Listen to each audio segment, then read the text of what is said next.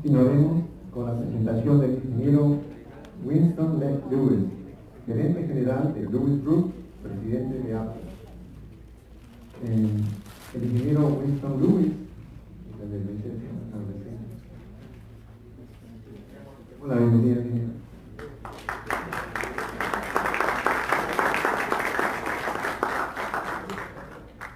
El ingeniero Winston es ingeniero civil de la Universidad Nacional San Antonio Abad del Cusco, ejecutivo, consultor y empresario de primer nivel, conferencista, asesor y responsable de producción con 34 años de experiencia.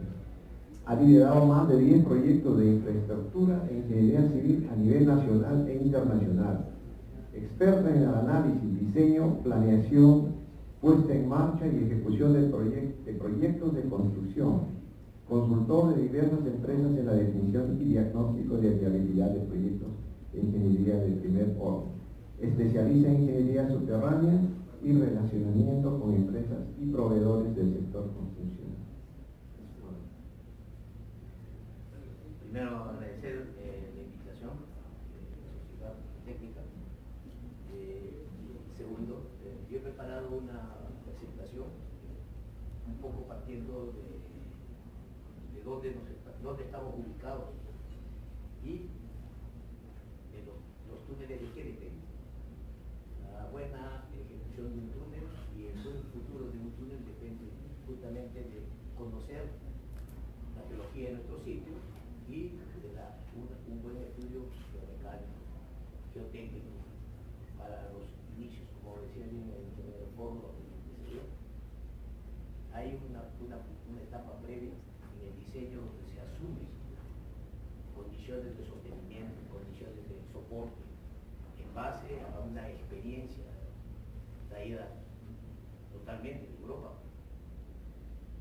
Nosotros todavía no hemos producido como Perú, no hemos producido, yo diría, nada o muy poco en lo que es la explotación del espacio subterráneo, que es, yo creo, y estoy convencido, que es el futuro de las sociedades alemanas. El transporte es un caos, nosotros sobramos en la superficie, falta espacio y no hemos hecho nada por ver cómo podemos hacer el suelo.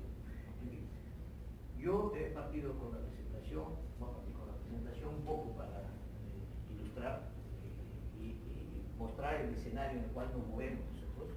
Nosotros nos movemos justamente dentro de una formación o una cordillera de los Andes que nos cruza longitudinalmente el territorio y a la vez nos genera en un corte transversal una situación que tenemos una zona costera, tenemos una cordillera occidental, un altiplano, una cordillera oriental, y dentro de la cordillera oriental tenemos una zona de selva baja y selva alta. Yo en el recorrer de mi trabajo he tenido una apreciación. He visto que la cordillera occidental es más estable que la cordillera oriental.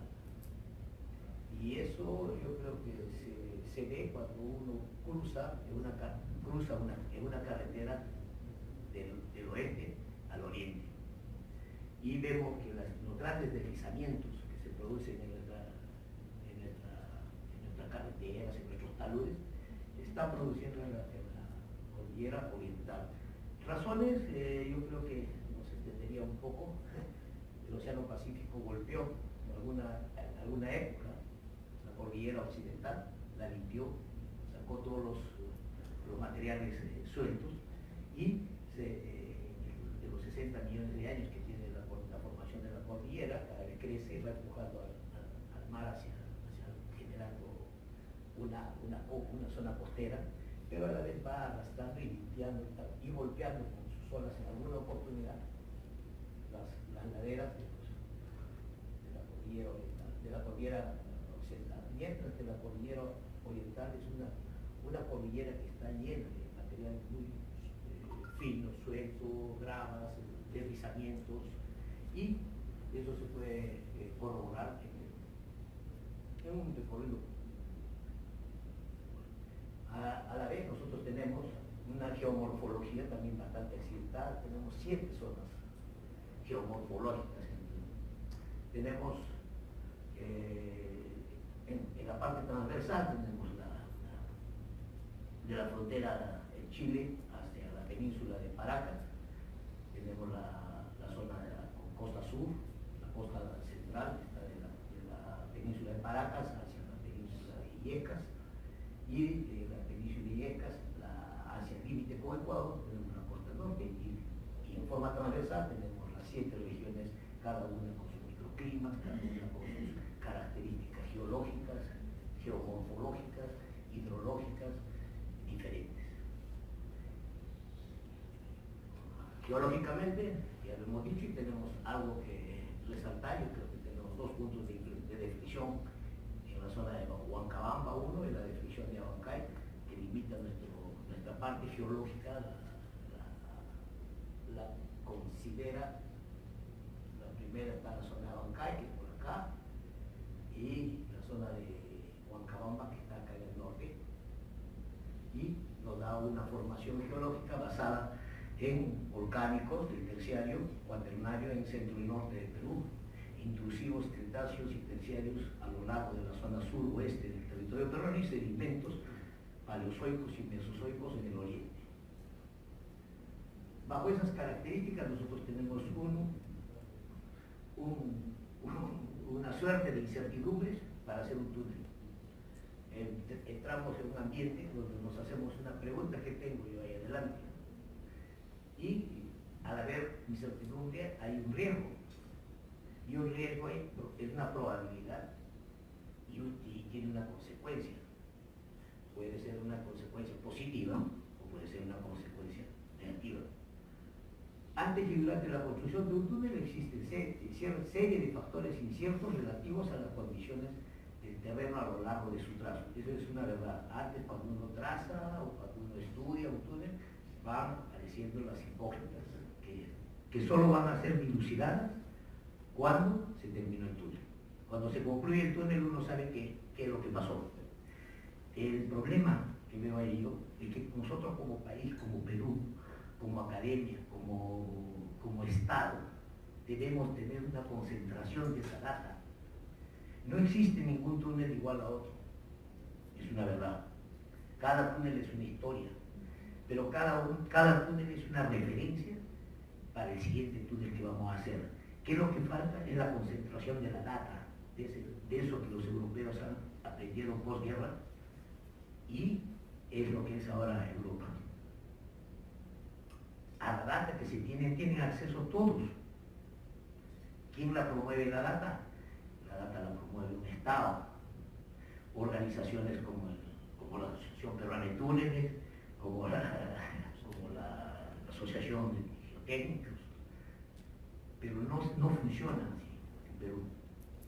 Entonces nosotros adolecemos de unas referencias, nosotros adolecemos para que nazca un Jenansky o nazca un hombre que pueda generarnos algunas fórmulas de una realidad peruana. Estamos viviendo de algo que tenemos que importar, que nos dan.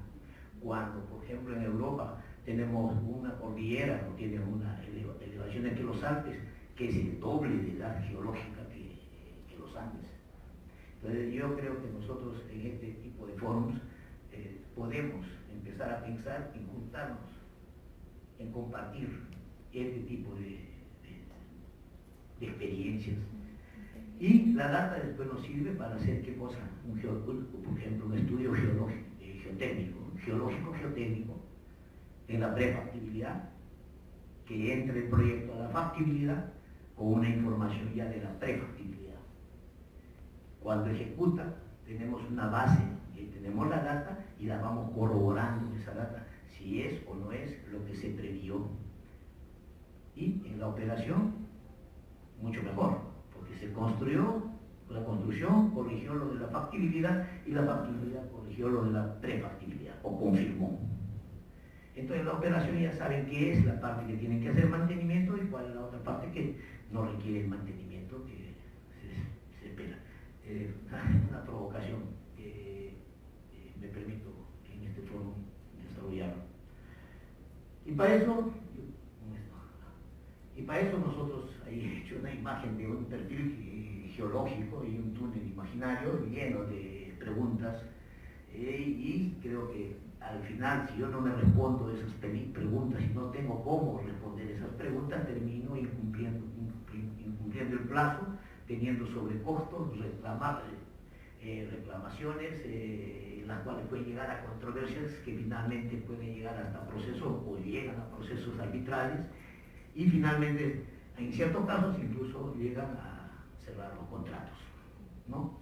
Y con eso lleva una paralización, no solo de la obra, sino una paralización de la ingeniería. Me refiero a la ingeniería en general, a que nosotros no avanzamos con la ingeniería, no terminamos de desarrollar lo que nosotros empezamos. Para eso hay una frase que la he resaltado, dice: las inversiones en estudios e investigaciones tienen una rentabilidad mayor a 10 veces el costo. Me he permitido poner ese dato en función de que siempre se habla y dice que escucho y lo veo y lo vivo. Dice: ¿para qué vas a investigar? Eso es un gasto. No se considera la investigación como una inversión. Nosotros, dentro de esta presentación, también tenemos en la parte final un poco de lo que he rescatado, de que un túnel con 2 años de funcionamiento acá en Perú colapsó. ¿Por qué? Por buscar no hacer un estudio concienzudo de taludes, por ejemplo. Acá, y la importancia que tiene la geotecnia, está basada en 3 pilares, ¿no?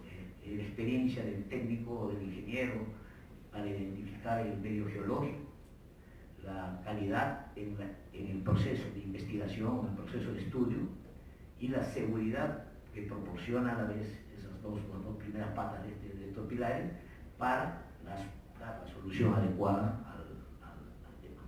Y siempre sigue acompañándonos la famosa pregunta: ¿qué hay delante de la cara? Y esa no la vamos a saber responder hasta que terminemos el túnel. Ahí sí vamos a responder: acá hubo tal tipo de situación.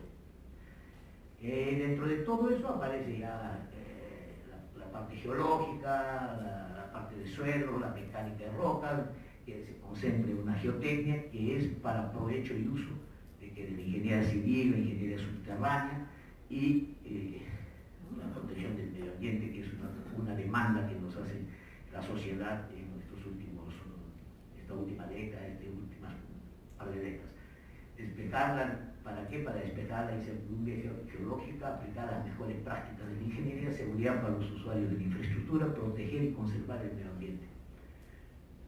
Y nos sigue acompañando las preguntas. Un escenario geológico para la infraestructura en el Perú está basada simple y llanamente en el tratamiento de taludes. Ya no hay que inventar acá la pólvora, ya nosotros tenemos inclusive bibliografía, tenemos estudios, tenemos unos taludes bastante delicados debido a la corta edad geológica que tiene nuestra cordillera. Y para eso he tratado de imaginar las formaciones de una estratigrafía en el mundo, y tenemos ahí la altura de la primera capa de abanicos aluviales, el HH1 es la altura de un estrato de la capa del segundo aluvión, y nosotros estamos llegando a una zona, yo creo, hasta ahora, el túnel más profundo que se ha hecho en Sudamérica está a 2000 metros. Estamos nosotros acá, probablemente en el H2. Y acá tengo una secuencia de los tipos de movimientos de masas, esa está en la fuente de información, es el Servicio Nacional de Geología y Minería, publicación geológica multinacional, la número 4 del año 2007, he conseguido esa información, que son las diferentes formas de desplazamiento que tiene, o movimientos de masas que se tiene acá en la cordillera de los Andes. Hay algunas fotos inclusive de Venezuela, alguna información de Chile, de Perú, acá la quebrada Quilcas en Lima, los flujos, deslizamiento de de agua, de robos, lo que sucede continuamente en el fenómeno del Niño, en todas nuestras quebradas que tenemos acá en el país, cada cierto tiempo. Y tenemos otro tema que es importante, yo creo, tocarlo, que son las zonas vulnerables. ¿A qué se llama zonas vulnerables? Son aquellas zonas donde se tienen condiciones geológicas, topográficas, hidrológicas extremadamente adversas para la construcción de plataformas. Para efectos de estudio es un dato que, por la experiencia, se puede asumir, pero pueden haber otros estudios que puedan derivar. Dentro de mi experiencia, yo considero que se debe considerar como zonas vulnerables más o menos un 10% a 15% de la longitud del tramo en estudio en las carreteras. Hay algunas fotografías que estas son nacionales, no van a pensar que están importadas, son de acá de Perú. Este es un trazo que está en la zona de la selva alta de Chanchamayo. Acá tiene la carretera interoceánica sur, el deslizamiento en el kilómetro 222. Más adelante un video también, inclusive, en el proyecto Yongambo, que es una carretera que va de Lima hacia el centro. Para poder ensanchar esa plataforma hay que hacer taludes de 130 metros de altura. Y seguimos haciendo las carreteras de la forma como las hacíamos hace 40 años atrás, cuando podemos buscar una alternativa que se llama túnel, que los noruegos lo hicieron, en Austria lo hicieron. Eso es por eso yo creo que nosotros todavía no hemos avanzado mucho en eso. Ahora, una zona vulnerable, ¿qué condiciones adversas nos ofrece? Un trazo geométrico de la plataforma, seguridad en el proceso de construcción, soluciones de ingeniería con altos costos, diferencia entre cantidades base con cantidades reales, mayor probabilidad de impacto ambiental, mayor probabilidad de impacto social, mayor inseguridad en el proceso de operación de la carretera. Acá me detengo un poquito en cuanto a lo que creo yo. El Perú necesita, de todas maneras, tener una referencia económica por kilómetros de carretera en la cordillera, en la costa y en la selva. Y lamentablemente en Perú tenemos una referencia de carretera, si quieren llamarle autopista, a la Panamericana, y esa con la cual se relacionan, todas se comparan sobre esa. Y ahí está un grave error, ¿no? La costa peruana es una costa plana, si hay cortes, habrá cortes de, qué sé yo, creo que pasen de 5 metros, 10 metros.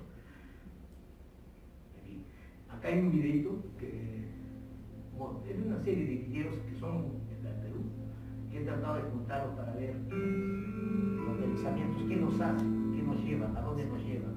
Este es un deslizamiento grande, que lo tengo siguiendo a esto. Es la cordillera en la zona de la Ilsa Sur, del lado oriental.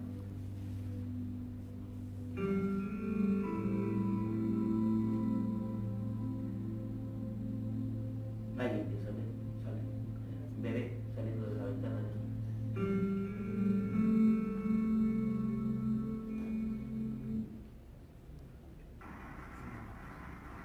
Ese es otro video.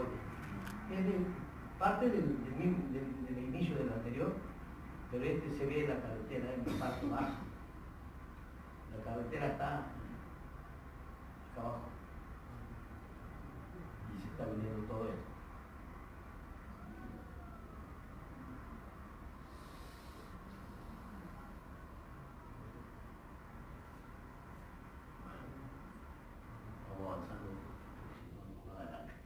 Basado en esas observaciones, se me ocurrió en un momento hacer una curva de deformación para calcular ¿para qué nos sirve esta curva? Para prever el mantenimiento de una plataforma de carretera. En cuántos años va a recuperar su talud natural. Acá marco en la curva, en el punto 0, es que no es tocada todavía, está en reposo en la zona. Y fue tocada y su primer desestabilización va en el primer año, alcanza un punto 1 pero en el tercer año se va al 1.16 y es el punto máximo donde empieza a buscar su nuevo estado de reposo que va a demorar entre 15 a 20 años, según dice la teoría. Entonces yo tengo que, al momento de tocar un talud, tengo que preservar durante por lo menos 10 años una cantidad de dinero para hacer mantenimiento de mi carretera, que más adelante tiene un cálculo de costo. Otro de los temas que es bueno hablar es el tema de los glaciares en nuestra cordillera. El continuo paso de vehículos por cerca de las zonas de glaciares genera el efecto invernadero, el cambio climático de esa zona. El efecto invernadero es la consecuencia directa, es el deshielo de los glaciares. ¿Por qué? Porque necesita, a mayor altura, los motores necesitan generar mayor potencia, porque tienen menos oxígeno, por lo tanto generan más calor, y la nieve que cae como hojuela congelada de agua termina cayendo como agua. Eso me pasó a mí cuando hemos construido el túnel Punta Olímpica, que ahí logramos demostrar que eso, bajar solo 200 metros de altitud del túnel, nosotros conseguimos recuperar los nevados de Punta Olímpica, que ahora están funcionando y son un atractivo turístico bastante bueno, bonito. Bueno, la demanda de ingeniería, para conjurar, no vamos a pasar, debido a la importancia de las comunidades del país y dentro del marco del respeto al medio ambiente, la red de carreteras debe ser una infraestructura cuyo trazo, construcción y uso incorpore criterios ambientales. Ello tendrá como finalidad contar con caminos construidos de manera integrada al ambiente y con mayor durabilidad, seguridad para el beneficio de la población del país. Esto es la fuente de información, es la visión para la ingeniería civil para el 2025 de la ACE, la Asociación de Ingeniería Civil Americana, American Society Civil Engineer. Y nosotros tenemos la obligación de responder a esa demanda, como en la década de los 80 se habló y sugirió un concepto llamado desarrollo sostenible, que hoy en día es una de las bases de la política socioeconómica, nace con la finalidad de garantizar la continuidad del desarrollo económico, social, pero sin agotar los recursos naturales y proteger el medio ambiente. Y dentro de ese marco, creo y estoy convencido que la tunelería, el desarrollo de la tunelería es la que mitigaría todos esos impactos. Este es un cálculo de 2,5 kilómetros de mantenimiento de la carretera interoceánica sur, que el costo de esos 2,5 kilómetros en una temporada que fue de diciembre del 2009 a abril del 2010, que fueron esos meses, fue un costo de $3.272.500, que eso equivaldría más o menos a hacer $1.300.000 por kilómetro, y lo que equivaldría a hacer un túnel, la construcción de un túnel de 125 a 130 metros de longitud. Nosotros con 3 de estas podemos hacer un túnel de 400 metros, en 3 años con ese dinero podemos hacer un túnel de... es algo que quiero explicar, más o menos, no sé si me dejé comprender en ese tema.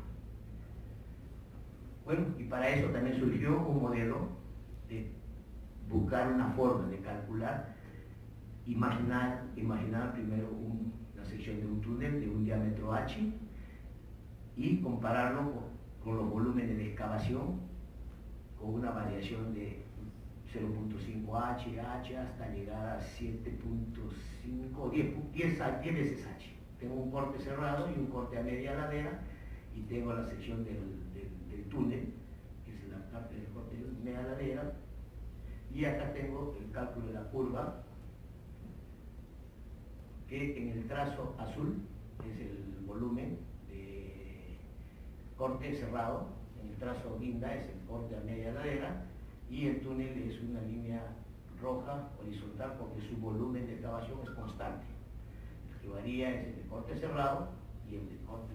Y a eso le pongo en la siguiente lámina un valor de 1 para el corte en superficie o la excavación en superficie, y 10 veces para el subterráneo, para encontrar las curvas de quiebre. A partir de cuántos H yo ya debo pensar en un corte cerrado.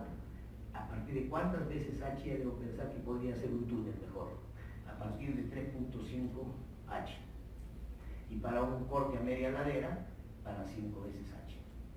Entonces, si tengo un H de 10, a partir de 3.5 son 35 metros más o menos. Si veo que son 35 metros que tengo que bajar y meterlo, prefiero, ¿por qué no estudiar un túnel? Ese es más o menos el concepto y la idea. Y después, yo creo que existe, en la parte de costos, hay un tema que es muy cuestionado y muy siempre debatible situación. Nosotros preparamos los presupuestos para un costo directo. El costo directo, dentro del planteamiento que hago, debería ser el costo directo de la construcción más todos los factores de riesgo que pueda tener ese proyecto. Donde para este caso, como ejemplo, he considerado, por ejemplo, un factor de riesgo relacionado con el sostenimiento de los taludes. Un DNT, un factor de desestabilización de taludes naturales. El factor relacionado con la relación curva y recta. Cuando yo tengo que hacer un túnel a cierta altura, tengo que ganar una altitud, hacer un túnel para encontrar en el otro extremo otra altitud. Cuando lo quiero hacer de carretera, tengo que subir, bordear, llegar al otro punto. Es una relación de curva con un túnel que es recto. Y hay una relación más o menos que por cada metro de túnel recto necesito yo en una curva 2.7 veces, probablemente. Entonces se calcula topográficamente también. Y con eso yo conseguiría tener un costo total del proyecto con una parte que puede ser, que se llamaría el análisis cuantitativo de riesgo, un valor futuro. Este no necesariamente tiene que ser pago acá. Algunos de esos probablemente tengamos que utilizar, pero se tiene que tener la reserva para evitar que nuestros proyectos se paralicen en cierto momento. Eso, bueno, no me toca a mí. Yo solo estoy siendo un elemento de provocación a las personas de decisión, en este caso, ¿no?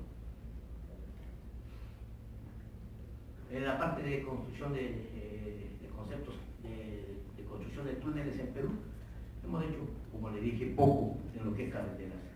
En lo que sí tenemos nosotros muy regular longitud de túneles y experiencia es en la parte de hidroeléctricas, de túneles hidráulicos, pero en túneles viales nosotros tenemos muy poco, no llegamos ni a los, estimo que nosotros estamos por los 25 kilómetros, no más.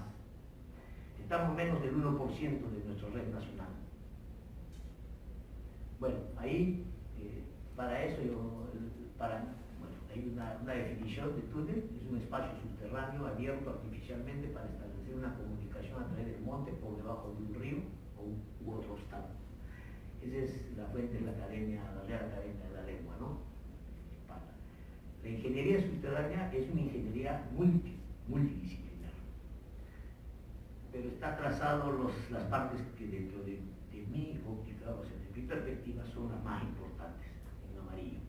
Pero en la ingeniería subterránea se necesitan todas las ingenierías que están relacionadas ahí, y si hay alguna más que me he olvidado, especialmente cuando se trabaja en el aspecto mecanizado, utilizando TBMs, utilizando equipo mecanizado. Hasta ahora inclusive ingresa en la parte electrónica, ¿no? Mucho. Pero hay otras demandas a la ingeniería que ya en el paper que le dejo, pueden ir leyendo. Dentro de las clases de túneles hay, desde mi óptica, hay dos. Una que está con relación al eje longitudinal de la carretera, que son los túneles verticales, que son los túneles transversales al eje longitudinal de la cordillera. Los túneles interandinos también son transversales, pero unen los valles interandinos. Y los túneles trasandinos unen la cuenca oriental con la cuenca occidental en forma transversal. Existe solo uno en toda la cordillera, construido solo existe uno en toda la cordillera de los Andes, en la Patagonia hasta Panamá. Existe, que es el túnel Olmos, el trasandino Olmos. Une la cuenca oriental con la cuenca occidental en 20 kilómetros de longitud. Está en estudio, creo que por Chile y Argentina, en Aguas Negras. Las leñas. ¿Ah? Las leñas. Las leñas. Pero construido y operando solo existe el Olmos, el túnel Olmos.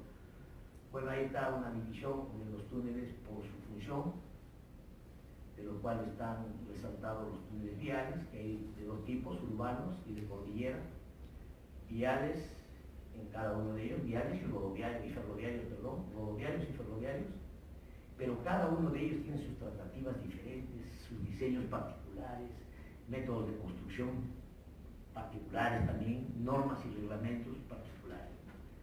Y las formas como se tiene ahí pueden aparecer algunas otras más, pero dentro de este, creo que existe el método de excavación convencional, mecanizados hay de ataque puntual como de ataque a plena sección.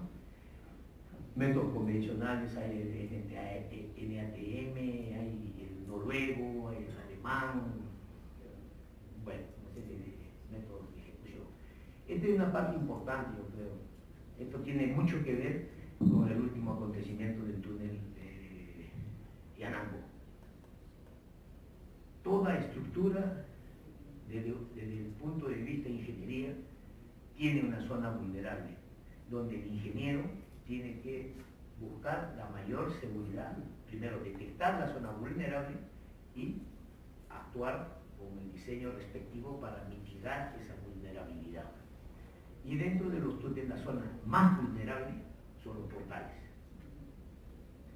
¿Por qué? Las zonas geológicas son las zonas donde está todo el material diaclasado, el material intemperizado, el material que por mucho tiempo la formación misma de la cordillera o de elevación esa es, derrames, está expuesta al agua, está expuesta a los vientos, a la vegetación. Por lo tanto, hay unas zonas vulnerables y hay una regla práctica que se puede chequear también. Hay que considerar 3 diámetros del túnel como una zona altamente vulnerable. Los estudios geológicos, geotécnicos nos determinarán cuánto a más o cuánto menos puede ser. Y son las zonas que requieren de mayor tratativa en sostenimiento. Eso es lo que tratamos de explicar ahí.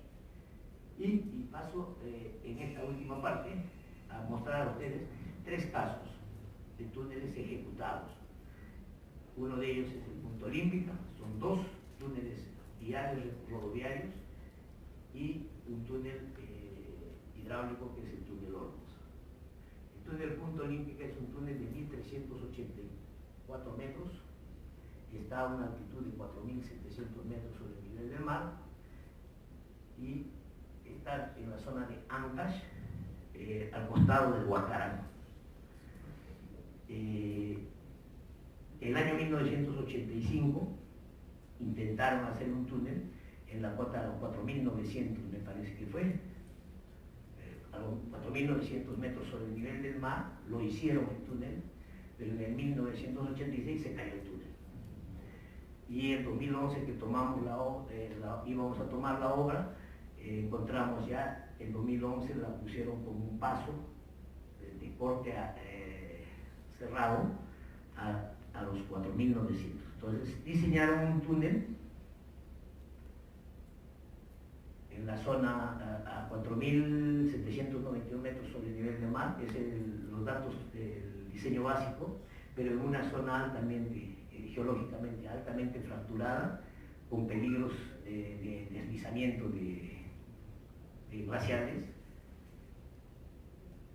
Y nosotros propusimos al cliente cambiar el diseño, bajar a una cota de 200 metros más abajo, ¿Por qué? Por seguridad en el proceso de construcción, seguridad en el proceso de operación, geología y glaciología de la zona, la conservación del entorno del Parque Nacional Huacarán, consideraciones medioambientales, efecto invernadero y consideraciones económicas. Esta última parte fue muy discutida, generó mucha discusión, porque decían, ¿cómo me vas a cambiar un túnel de 500 metros, 580 metros, por un túnel de 1380 metros? Entonces, ahí es donde nace la teoría de la relación curva-recta.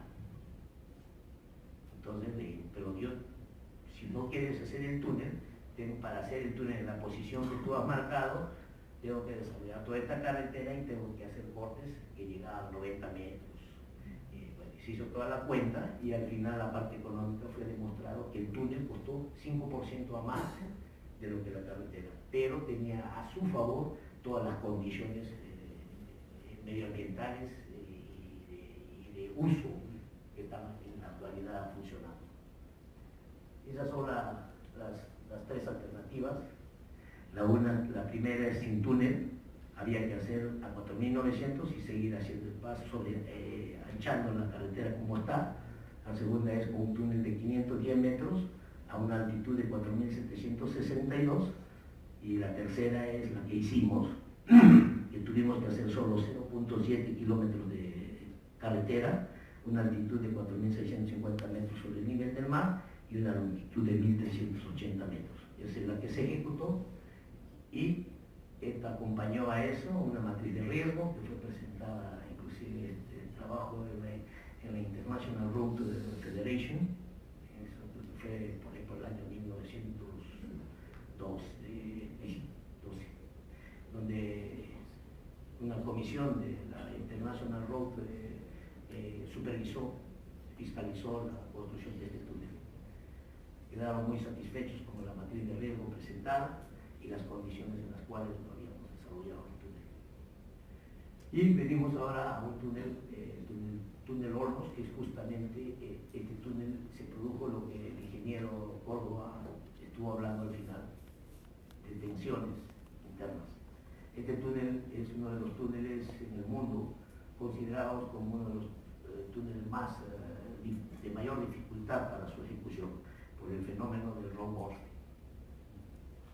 Esta es su geología, que en verdad esto responde a lo que anteriormente en la presentación manifesté. Antes, cuando uno empieza con una geología y un trazo que en la verdad solo se confirma. Por ejemplo, este proyecto habla de un metamórfico, en porcentaje casi el 80% de una formación, y en la realidad ha habido solo 70 metros de los 20 kilómetros de metamórfico. El resto ha sido una andesita, el 84% del túnel ha sido una andesita bastante saludable en su estado natural, pero cuando entraba el estallido la deformaba. Más adelante este túnel cruza de la cuenca oriental a la cuenca occidental con 20 kilómetros. En los años anteriores, en los 1980 y tantos, se ejecutaron por método drill and blast 13 kilómetros por el lado del oriente y 1,5 kilómetros por el lado de occidente, quedando 13 kilómetros 900 para hacerlo, y lo empezamos a hacer con una TBM Robbins. Por eso hay dos tipos de secciones acá, que esta es la del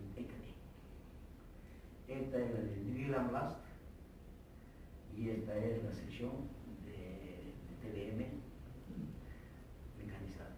Este es el mapa que el ingeniero Córdoba comentó. Este es el mapa de tensiones. Es de la academia, el Centro Alemán de Investigación de Geociencias,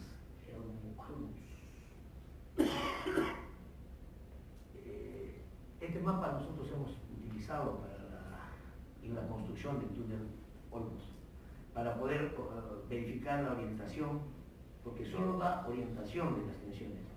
Este no tiene referencia de la intensidad o el cuánto de la tensión. Este da la orientación. Y la observación que nos hacía la academia alemana es que la posición del túnel Olmos, que no ha salido la flechita acá, la posición del túnel Olmos está por acá más o menos. su comentario de ellos es que la tensión horizontal estaban orientadas perpendicular al eje del túnel o a la parte lateral del túnel, a todo lo largo del túnel. O sea, era una secuencia de tensiones orientadas hacia el túnel. Donde ha encontrado mayor masa, ha estallado. Más adelante tengo unos datos ahí. Ese es más o menos el funcionamiento del rock bursting. El estrés paralelo al eje del túnel y cómo es la curva de deformación en el momento del estallido. Las tensiones se presentan por fallas inducidas debido a la subducción de la placa de Nazca debajo de la placa subterránea. O sea, nosotros creemos, bueno, yo creía, no sé si todos comparten conmigo esto, que la roca es inerte, pero en realidad cuando está en su matriz contiene energía, la energía que justamente es los movimientos tectónicos. Y cuando uno le abre una cara libre en el proceso de construcción, viene el estallido. Más adelante tenemos, acá hay una serie de ábacos proporcionados por el profesor Hook, por el doctor Derek, alemán, para el cálculo de una cosa que es una dificultad que también lleva mucho a la discusión, es cuánto es lo que se deforma para medir el volumen de material que cayó.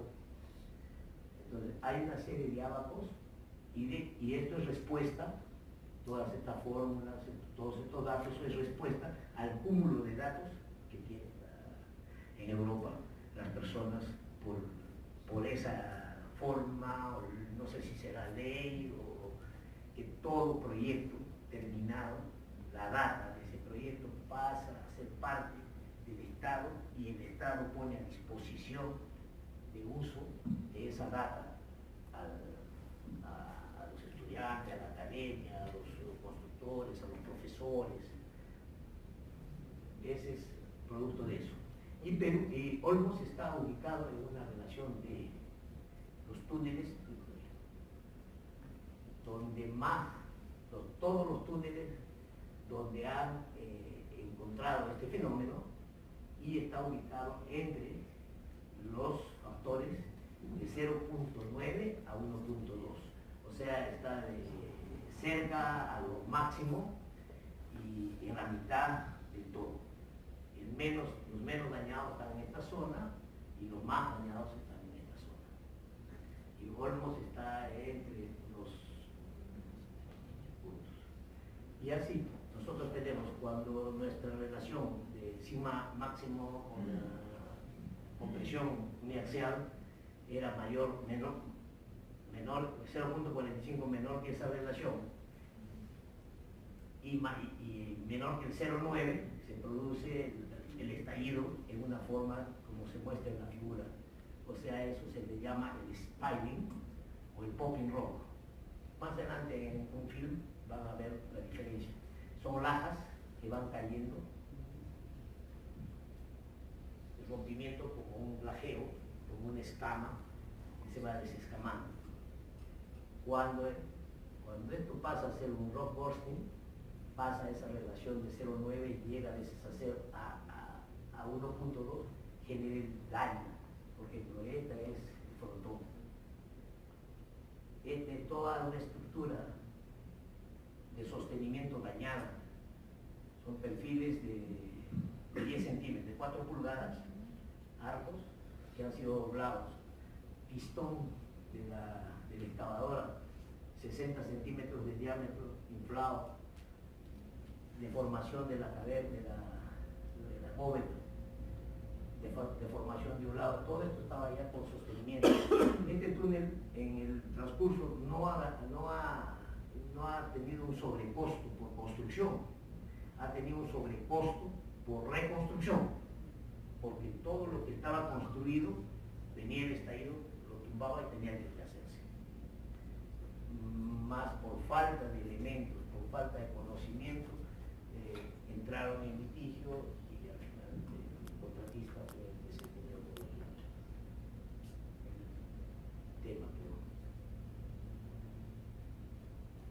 Bueno, acá hay unos gráficos de los daños con sus tensiones aproximadas, calculadas bajo esos parámetros que hemos mostrado anteriormente, ¿no?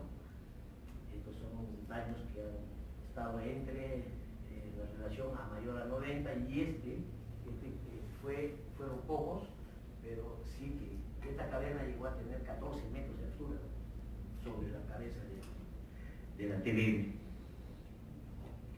Bueno, acá hay una serie de cálculos también similares a los otros, este es del profesor Derek, para calcular justamente lo que se muestra acá, ¿no? Este volumen a más que necesariamente se tiene que rellenar y reconstruir para darle la forma circular. Esa es la calidad de la roca que tenía, era una dacita afanítica, muy rígida, y una densidad de 2.7, 2.5.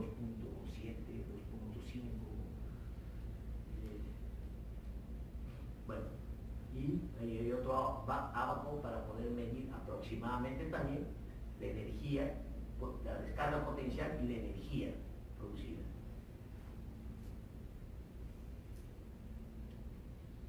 Y esas son las tres condiciones que han vivido Olmos con el esfuerzo horizontal de la roca. Este es el frontón, cómo quedaba. Ya salió el film. Yo quería que observen en este film, por acá va a apuntar la barra de perforación. Este es de Hendrik Plaza. Miren cómo se embarquilla, la altura de la roca. Miren cómo está embarquillándose el lastre. Y vienen las dos formas. Este es el ajeo y el spilling o spilling. Se va desenlajando como la, no es muy dañino, es una controlable. Yo inclusive filmé eso, estaba escondido ese no es dañino. Acaba de encontrar los filmes que hay acá son los que ha sido posible filmarlos. Nosotros inclusive instalamos unas cámaras para hacer filmados todos los eventos, pero los estallidos grandes sacaban de línea la filmadora. Alguien sugirió ahí usar el geófono. El geófono salía disturbado. Todos los ruidos eran chequeados, no se conocen. Este sí es un estallido mediano.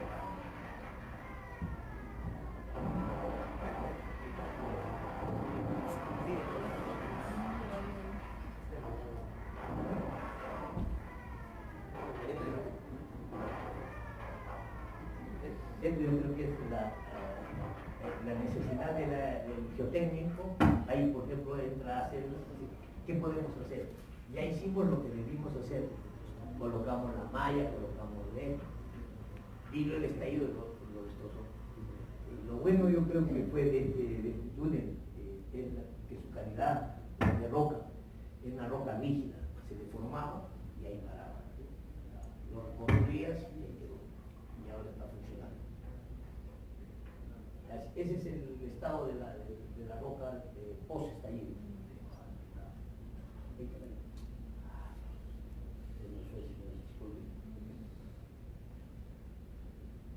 De todos los estallidos producidos, el 75% fue en la zona 1, que estaba a 4 metros del punto de excavación. El 10% en la zona 2.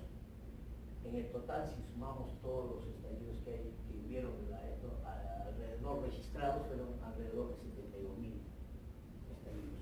Perdón, 17.000 estallidos. Pero muchos se deben haber pasado porque eran controles personales de parte de capataces, del ingeniero, y muchos de ellos quizás, o uno escapaba también. El soporte que se utilizó en este túnel está conformado de perfil H, de malla electrosoldada, malla de fierro 3/4, perfiles U de 6 pulgadas. Teníamos un solo piso de concreto prefabricado, donde había también los rieles para el ferrocarril, una manga de ventilación, un ventilador, y sí, trabajó muy bien en los 12 kilómetros que se excavó. Utilizamos un sistema de McNavi, haciendo los canales U en el escudo, en el techo del escudo, para pasar los fierros estos, la malla esta, para contener justamente y quede la roca contenida en la parte, mientras la máquina avanzaba. Estos carriles van con la máquina, y estos perfiles quedan apoyados acá en la cimbra. La máquina va avanzando y después viene el shot encima. Más o menos acá está la muestra del canal por donde pasan los perfiles. Ese es un daño de uno de los estallidos, es el frontón, el cilindro, cómo quedan los cilindros hidráulicos después del daño. Este es un caso interesante. Acá es un cuadro donde muestra las zonas desde donde se trabajó en 2007-2008. Esta es la zona más alta, estos son los 2 kilómetros de cobertura que se tenía. Acá empieza a bajar a 1700, a 1300, pero las zonas que más consumieron acero están en esta y en esta. ¿Sí? Acá llegó el costo a $540.61 por metro y acá el 471.80. En Shotpit 928.57 y acá 520. Y todo en el proyecto básico decía que la zona más complicada y más cara que iba a suceder en esta zona. Y mire que fue el mayor avance que se tuvo. En esta se desarrolló 3.400 avances. En la zona 2, 4.939 metros en 10 meses de trabajo. Entonces fue bueno, esa es la historia de Olmo. Así quedó esto. Este túnel tiene piso de concreto prefabricado y shotcrete. Está trabajando muy bien, ya van unos 6 años. 6, 7 años. Este es el tema nuevo que me lo pidió aquí, y el pedido de usted es que empecé a buscar información porque no he encontrado. Bueno, de lo que he encontrado es deducible esto. Este túnel cruza por debajo del cauce del río Tama. El cauce es este. Este es más adelante tengo unas imágenes ahí. Este es el túnel de entrada y este es el túnel de salida. Esta parte sí es roca, pero es una zona de la parte del macizo rocoso del oriente, en la zona oriental del país. Esta es una imagen que de esa manera se acaba de Google. Acá el cauce. El túnel nace acá. Yo he marcado todas estas trazas en amarillo porque se notan las zonas de contacto y probables deslizamientos, y las he marcado como zonas vulnerables. Yo pienso, claro, post suceso ya, esta es la zona que cayó. Acá es donde ha habido el siniestro. Y acá ha habido filtraciones. Porque esta ha pasado por debajo del cauce del río Tama. Esas zonas bien allá abajo. Bueno. Esto yo he rescatado de la zona del El MTC, el informe que tiene el proyecto básico del MTC, y ahí está la clasificación del tipo de roca que consideraron ahí. Es 3B, 3B, progresiva esta, 3B, 4A y 3A, con una sección de túnel de estas características. Y así fue construido, pero hay acá una cuestión interesante. Este es un suelo aluvial, y este también. Y este es el cruce del río Tarma. Ese fue los porcentajes que asumieron para el cálculo inicial, procesos que siguieron en su construcción. Esta es la parte de construcción en roca, tiene dos túneles falsos, uno en la entrada y uno en la salida, siendo el de la salida más largo que el de la entrada. Y acá es lo que ha sucedido el siniestro. Todo esto es de abajo. La noticia, esta es una foto tomada de adentro. Este ya es el túnel, está bloqueado. También de adentro hacia afuera está sepultado, ¿no? Aparte de la entrada. Entonces las máquinas trabajando, esto ya es buscado, ya lo y ahí conseguí este film, el túnel ya no.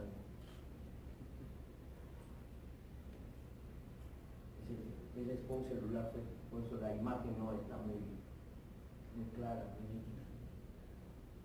Primero fue un suceso que se dio el túnel auxiliar. Y mire, esta es la parte del talud.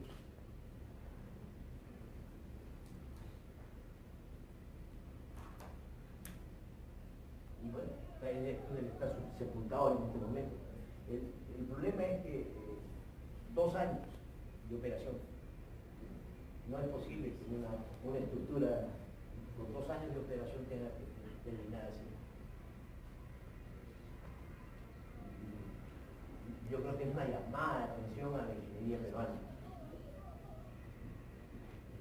No es, yo no digo que lo ha hecho una empresa peruana, no sé quién lo ha hecho. Yo a la ingeniería peruana, porque nosotros somos los que tenemos que decir si va de esa manera o va de otra manera. Esa es la formación de los ingenieros. Nosotros tenemos que, hay un dicho que es muy interesante, ¿no? El panadero, el mejor pan de un panadero es de aquel panadero que conoce su harina, ¿no? Y nosotros tenemos una cordillera que verdaderamente vale, es una cordillera muy difícil, muy heterogénea, muy complicada, y requiere de una alta ingeniería y ingenieros calificados para justamente entrar en ese tema. Yo no he sacado conclusiones, porque quiero sacar las conclusiones junto con ustedes, con las preguntas de ustedes. ¿Tienen a bien? Muchas gracias.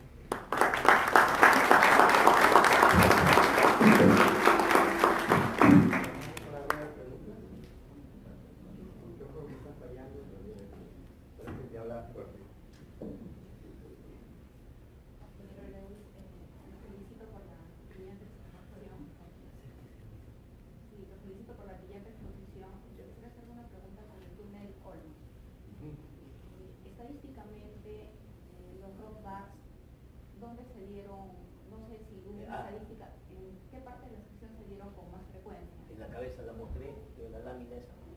No, me refiero que estadísticamente todos los rock bars, ¿dónde se dieron con frecuencia? ¿En los hastiales, en el techo o en la frente? En el frontón. En la frente. En el frontón. Pero era un estallido que viene del frontón, la energía viene del frontón hacia la parte de atrás hasta los 4 metros de la cabeza. Eso es el 75% de los estallidos. Sí, porque no es común, ¿no?, que suceda los estallidos en el frente, mayormente son... Es que justamente ahí está la respuesta. O sea, la energía, ¿dónde está? No está en la máquina. La energía está concentrada, la energía, me refiero a la energía potencial, la energía de producto de los movimientos tectónicos. Eso está contenida en la masa rocosa. Lo decía porque... Y la cara libre que tiene el túnel es la zona donde está la cabeza. Solo la cabeza le hacía es como mostrar una muestra. Usted tiene una bolsa de plástico, la llena de agua y la comprime. O sea, la empieza a comprimir, solo agarre una aguja, pinche la bolsa. La bolsa no se va a abrir como un huequito donde sale. No, la bolsa se va a abrir. Porque por la presión que le está ejerciendo es superior a la resistencia de la mano. Hay el estallido cuando la resistencia, la energía potencial es mayor que la resistencia a la contracción inercial de la roca. O sea, mayor de 270 MPa, cuando dice esa relación 0.9, ahí es donde se producirán los de mayor daño. ¿Alguna otra pregunta?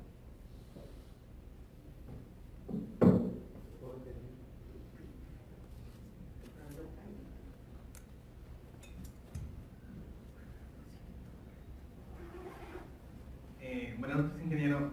Disculpe, ¿usted conoce la ruta entre Cusco y Quillabamba? Sí. ¿Qué tan factible considera que es realizar un túnel que atraviese la Verónica? Yo tengo algo de la Verónica, sí es factible. En este momento, mire, en este momento, como está el mundo de la tunelería, en el mundo, se puede hacer túneles hasta en arena. ¿No bueno? Hasta en arena. La cosa es que nosotros tenemos que mirar que también somos parte de ese mundo. Ahí está la cosa. Si tú como estudiante, si es que eres, y das una mirada así en el país y ubicas una universidad donde se dicte cursos de tunelería, sería valioso. Yo te doy un premio. No hay. No tenemos. De minería sí, pero el ingeniero ha explicado cómo hace la minería en su trabajo. Pero es diferente a él.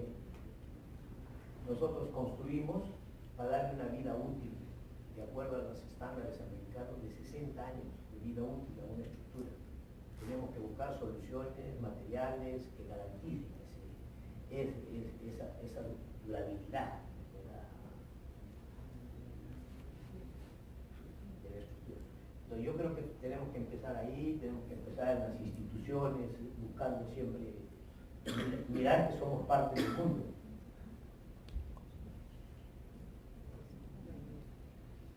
No mirar, yo siempre trato de entender así. Siempre nosotros los peruanos tenemos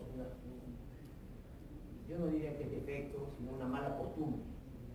Admiramos al pasado, pero nos detenemos tanto admirando al pasado que no miramos el futuro.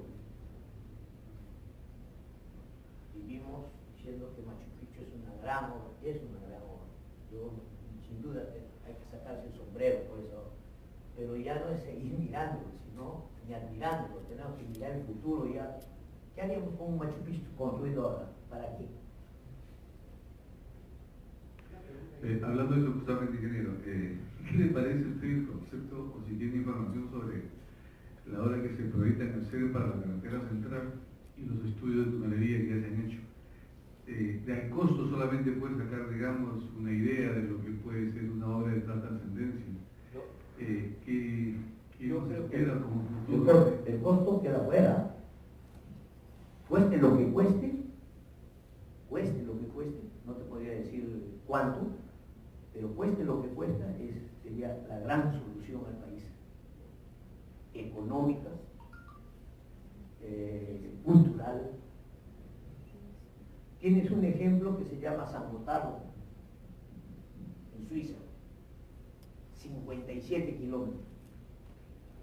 Y yo tengo ahí un reporte de una una joven que ha hecho una maestría solo describiendo el túnel San Gotardo y ha hecho la cuenta económica, financiera del túnel, y si eso no es rentable, es rentable 100%. Yo hice un cálculo de no recuerdo ahorita, en alguna presentación, de la paralización de la carretera central, cuánto perdía el país. Y más o menos el cálculo con 6 días de paralización, tú tenías para hacer 1 kilómetro de túnel allá arriba. Pierde el país corazón, combustible, fruta, carne. Yo creo que nosotros necesitamos propender más bien, presionar al Estado, presionar a quien corresponde para que se ejecute ese tipo de obras. No hay otra forma. La carretera central, ¿quién se atrevería a ensanchar esa carretera? ¿Cuánto costaría, más bien? Porque nos preguntado, ¿cuánto costaría hacer eso? Yo, la verdad, sigo convencido que es, y yo, más que un túnel carretero rodoviario, yo lo haría para un ferrocarril de alta velocidad, donde cargo a los camiones encima del tren, ¿no? Mando para otro lado y regreso para otro lado, ¿no? San Gotardo. Yo creo que el gran problema que tenemos en el Perú es el bajo costo de los estudios, de lo que se invierte en estudios de geotécnicos, ¿no? Y en general, el caso concreto del caso que nos ha pasado directamente es con el túnel de la vía de evitamiento, de lo que vendría a ser la vía de evitamiento de Chosica, que es la prolongación de la Ramiro Pialet. Ese estudio de factibilidad, la obra es 2.200 millones de soles, y por el estudio se ha pagado 2 millones de soles. Lógicamente hubo un solo postor, y lógicamente eso es el 0.1% del costo de la inversión de obra. Eso es lo que dije. En países desarrollados, lógicamente, ese porcentaje tendría que ir al 1 o al 2% de... Y en algunos lugares va al 5. Claro, siendo benignos. Y entonces, ahí yo creo que radica el gran problema de la tunelería en principal, y el otro tema básicamente es la falta, lo que usted dice, la falta de llevar un control Una data, yo creo. La data es importantísima.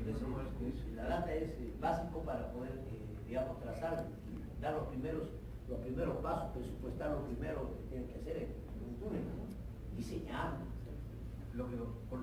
Porque, a ver, en el caso del túnel de Llanango, obviamente el proyecto estaba tasado, ya estaba definido ahí, y básicamente los que tenemos relación con el Ministerio de Transporte sabemos de que muchas veces el consultor va a querer hacer más cosas y le dice no, el limitante es el presupuesto, y tú dedícate a llegar hasta ese punto, y que tiene que ver con lo primero, ¿no? Que es la inversión mínima que se hace en los estudios de...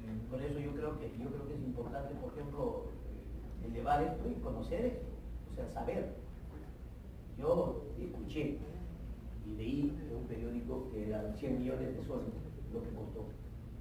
Yo la verdad no sé, pero si 100 millones de soles costó para que dure 2 años, no me parece tampoco justo, ¿no? Por más que sean 100 millones, ¿no te parece? Yo creo que ahora, ¿a quién le vamos a echar la culpa? ¿Al que construyó? Si el constructor habrá construido lo que decían los planos, ¿entiendes? Yo creo que el que diseñó no se preocupó de ver cómo. ¿Dónde ha fallado? No ha fallado el túnel, ha fallado el talud. El túnel ha fallado por dentro, a lo mejor por filtraciones, puede ser. Pero si es así, no ha tenido un sistema de impermeabilización entonces. Eso debe ser por costo. Ingeniero, lo que ha fallado en el túnel de Llanango es básicamente a raíz de la caída del derrumbe Del talud. de la gran masa de agua. En el interior del túnel no ha fallado nada. No, sí, Lo que ha fallado es el falso túnel. Creo que acá en esta foto. No, a ver. yo digo porque yo he ido personalmente a verlo. ¿Ah, sí? O sea, lo que ha fallado son 40 metros del falso túnel. El túnel que está excavado en mina ya, eso no ha fallado nada. Hay problemas de filtración porque se le dijo al Ministerio de Transporte. Pero acá, por ejemplo, que la foto está mostrando que No, pero todo eso, esos hastiales que vean poblados, todo eso es falso túnel. este y este. Claro, el portal de entrada tiene 80 metros de falso túnel. No, para mí esto ya es No, por eso están viendo desde adentro, ahí está viendo desde adentro del túnel en mina. Pero el falso túnel tiene 80 metros de largo. Y lo que han fallado son 40 metros pegados al túnel este en mina. Lo que usted dice, sí, esta foto es de dentro del túnel en mina ya. Y eso de ahí es básicamente los 40 primeros metros del Bueno, en verdad, contacto, ¿no? inclusive hay unas fotos donde se ve humedad. No después, antes del suceso este. Y humedad regular. Eso indica que por algún lado está hirviendo. Y el agua subterránea es un agua errática. Tú tapas acá y sale por allá. Y la zona es una zona donde hay mucha roca soluble al agua. Tectónica. Hay los karsts. Hay fallas. Entonces, o sea, yo creo que sería bueno que se abra y se pueda saber por qué falló, dónde falló y eso, guardarlo como una experiencia para... Ingeniero Winston, muchas gracias por su brillante exposición.